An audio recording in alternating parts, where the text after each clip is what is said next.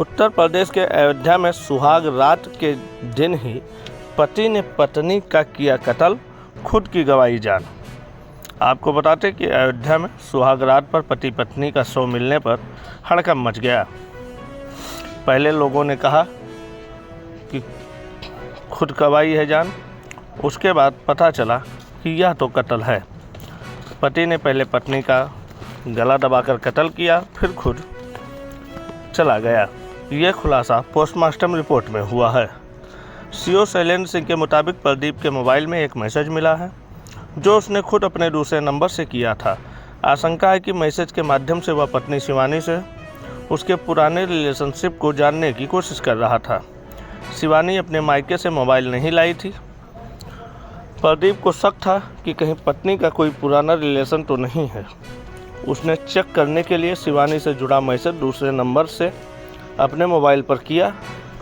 अभी तक के जांच में माना जा रहा है कि इसी को लेकर दोनों बीच में विवाद हुआ है। मामला इतना बड़ा हो गया कि प्रदीप ने पत्नी का कत्ल कर दिया और खुद भी चला गया। पोस्टमार्टम रिपोर्ट में दुल्हन के गले पर चोट के निशान मिले हैं। ये निशान नाखून के हैं। गले में काफ़ी अंदर तक नाखून के निशान और रगड़ मिली है। फॉरेंसिक टीम ने दूल्हे के नाखूनों के भी निशान लिए हैं। सीओ सिटी शैलेंद्र सिंह ने बताया, पोस्टमार्टम रिपोर्ट में दुल्हन शिवानी की मौत रात 3 बजे के आसपास की है। इसके 1 घंटे बाद प्रदीप की मौत हुई है। प्रदीप का मोबाइल कमरे में बरामद किया गया है, जिस पर घटना की रात 11:45 बजे मैसेज आया था। प्रदीप ने शिवानी का गला दबाकर कत्ल किया है। इसके 1 घंटे बाद पंखे से लटक कर खुद मर गया है। दोनों के मौत में करीब 1 घंटे का अंतर बताया जा रहा है। बड़ी बहन अनीता ने बताया, शादी को लेकर छोटा भाई प्रदीप बहुत खुश था। 6 महीने से शादी की तैयारी में जुटा था। हम लोग भी बहुत खुश थे। वह जो कहना था उसे मान लेते थे क्योंकि हमारा भाई बहुत सीधा था। रात 12 बजे वह अपने कमरे में गया। इसके बाद सुबह 6 बजे हमने दरवाज़ा खटखटाया। उसने दरवाज़ा नहीं खोला तो हमने सोचा 2 दिन जग रहा है, सो गया होगा। 7 बजे फिर दरवाज़ा खटखटाया, तब भी अंदर से कोई आवाज़ नहीं आई। फिर खिड़की के आवाज़ लगाई, लेकिन तब भी कमरे से कोई आवाज़ नहीं आई। खिड़की के में लगी लोहे की जाली हटाकर खिड़की खोली तो भाई का शव लटकता मिला।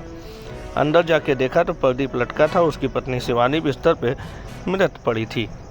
शादी से पहले प्रदीप के पूरे घर के खुद टाइल्स लगाई थी। पूरे घर को अपने ढंग से सजाया था। पढ़ाई अच्छी नहीं हुई थी, इसलिए 10वीं तक की पढ़ाई किया था। इसके बाद टाइल्स लगाने का काम शुरू किया था और वह अच्छा कारीगर भी था। 22 साल की दुल्हन खंडासा के डीली सरैया के रहने वाली थी। पिता मंटूराम पासवान दिल्ली के नरैना में काम करते थे, इसलिए पूरा परिवार दिल्ली में ही रहता था। शादी के लिए दिल्ली से सरैया आए हुए थे। पिता मंटूराम ने बताया कि शिवानी 8वीं तक की पढ़ाई की थी। वह 3 भाई बहन में सबसे बड़ी थी। छोटे भाई राम निहाल और बहन साक्षी की शादी नहीं हुई है। शिवानी घर पर रह के कपड़े सिलने का काम करती थी। 1 साल पहले दोनों की शादी तय हुई थी। गांव में रिश्तेदार थे जिसने दोनों परिवार का परिचय हुआ। इसके बाद दोनों का रिश्ता तय हुआ। पहले तो हम अप्रैल में शादी के लिए कह रहे थे, लेकिन प्रदीप नहीं माने तो मार्च में शादी करने के लिए कहा। प्रदीप देखने में शांत स्वभाव का था। रात में क्या हुआ इसका कुछ पता नहीं है। कैंट के शहादतगंज मुरावनपुर टोला में 9 मार्च को सुबह दूल्हा दुल्हन का शव मिलने से पत्नी शिवानी का शव कमरे में बेड पर था, जबकि प्रदीप का शव लटकता मिला। घर वालों ने 7 बजे दरवाज़ा खटखटाया, जिसे देख के पूरे क्षेत्र में हड़कंप और शोक का माहौल बना हुआ है।